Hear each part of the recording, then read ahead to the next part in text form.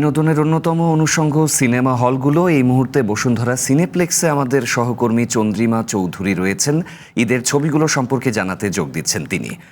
চন্দ্রিমা, এই ঈদে প্রায় 9টি সিনেমা মুক্তি পেয়েছে। অ্যাকশনের পাশাপাশি যেমন থ্রিলারও রয়েছেন, শাকিব খানের বিগ বাজেটের ছবি রয়েছে। তো দর্শকদের উন্মাদনা আসলে কোন চলচ্চিত্র ঘিরে? যারা আসলে দর্শনার্থী এসেছেন সিনেমা দেখতে, তারা কি বলছেন ঈদের এই সিনেমাগুলো নিয়ে?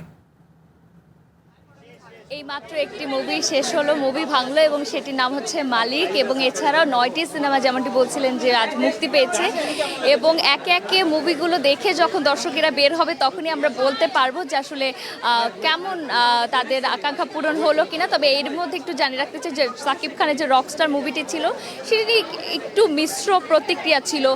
কিছু কিছু দর্শক আসলে বলছিলেন আমাদেরকে যে পরিবার নিয়ে দেখবার জন্য ওটি আসলে পারফেক্ট মুভি নয়। তবে এখন যে মুভিটি দেখে বের হলো মালিক, সেটি নিয়ে কিন্তু জনগণের দর্শকদের বেশ ভালো প্রতিক্রিয়া রয়েছে। তারা কিন্তু অনেকেই রেটিং করছেন এবং 10-এ কিন্তু মুভিটিকে 9 দিচ্ছে এবং বলছেন যে এটি একটি ফ্যামিলি ওরিয়েন্টেড প্রোগ্রাম। যেহেতু আজ কোরবানির ঈদ, সেই ক্ষেত্রে কিন্তু সকালে সকলের কাজ শেষ করে বাড়িতে এসছে পরিবার পরিজন নিয়ে। এখন যদি একটু দেখাতে চাই যে এই মাত্রই কিন্তু হল ভাঙলো এবং দর্শকরা বেরিয়ে গেল।